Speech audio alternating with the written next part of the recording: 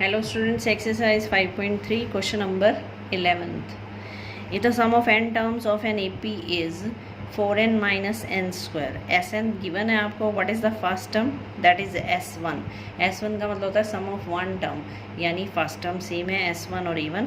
What is the sum of first two terms? S2 निकालना है. What is the second term? Second term निकालनी है. Similarly find third, tenth and nth term. Third, tenth और nth term निकालनी है. Sn given है हमें 4n minus n square. Sn में है हमारे पास 4n minus n square. n की वैल्यू पुट की हमने 1, S1 आ गया 4 माइनस 1 दैट इज़ 3. n की वैल्यू 2 पुट की, ये हो गया 4 into 2 minus 2 square that is 4. S3 इसी तरह निकाला.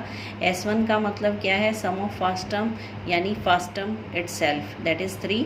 S1 is equal to A1 is equal to 3. S2 का मतलब है sum of first two terms that is A1 plus A2 4. A1 plus A2 की वैल्यू आ गई 4 से. S3 का मतलब sum of first three terms A1 plus A2 plus A3 is 3. S2 given है हमें A1 प्लस A2 4. A1 की value है यहाँ 3, ये 3 पुट की, ये हो गया 4 माइनस 3 1. इसी तरह A1 A2 A3 इन तीनों का सम है 3. A1 प्लस A2 का सम है 4, ये यहाँ 4 पुट करेंगे तो 3 माइनस 4 कितना हो जाएगा? माइनस 1. तो थर्ड टर्म आ गई हमारी माइनस 1. रिक्वायर्ड AP बन गई. फर्स्ट टर्म 3 थी, सेकेंड टर्म आई 1 और थर्ड टर्म आई हमारी माइनस 1.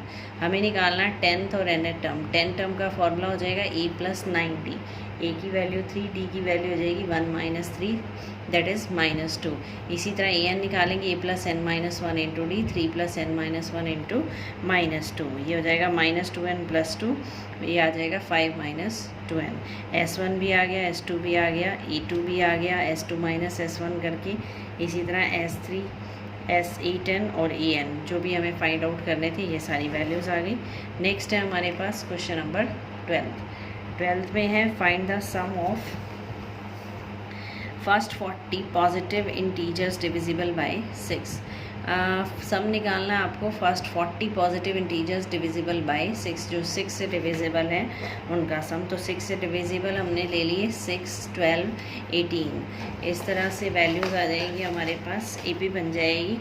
तो सीक्वेंस क्या बन गई? 6, 12, 18 एंड सो ऑन. कितने लेने हैं? फर्स्ट 40, यानी टोटल नंबर ऑफ टर्म्स कितने हो जाएंगे इसमें? 40. A की वैल्यू आ गई 6, D की वैल्यू हो गई 12 माइनस 6 दैट इज़ 6. S40 का formula 40/2 2A plus 40 minus 1 into D. 40/2 2A plus 39 into D. D की वैल्यू कितनी हो जाएगी? 12 माइनस 6 दैट इज़ 6. इसको कैलकुलेट किया, सिंपल ही आ गया 4920. That means sum of first 40 positive integers divisible by 6 is 4920. Next है क्वेश्चन नंबर 13. सेम टाइप है 13 question. Find the sum of first 15 multiples of 8. 8 के 15 मल्टीपल्स निकालने हैं आपको. तो 8, 16, 24. n की वैल्यू हो जाएगी यहाँ पर 15. n की वैल्यू हो गई 15. A की वैल्यू हो गई 8 और D की वैल्यू 16 माइनस 8 8. तो S15 हो जाएगा 15/2 2A plus 15 minus 1 into D. A की वैल्यू 8, D की वैल्यू भी यहाँ पर हो जाएगी 8. तो ये हमने सिंपल कैलकुलेशन की तो ये आ गया आपका 960. Sum of first 15 multiples of 8. First 15 multiples of 8 is 960. ये हो जाएगा आपका आंसर. नेक्स्ट है क्वेश्चन नंबर 14 में क्या है? Find the sum of odd numbers between 0 and 50. 0 और 50 में सिर्फ ओड नंबर्स लेने हैं हमें, उनका सम निकालना है. तो ओड नंबर लिए हमने 1, 3, 5 एंड सो ऑन. 0 से 50 तक लेने हैं तो लास्ट बन जाएगा आपका 49.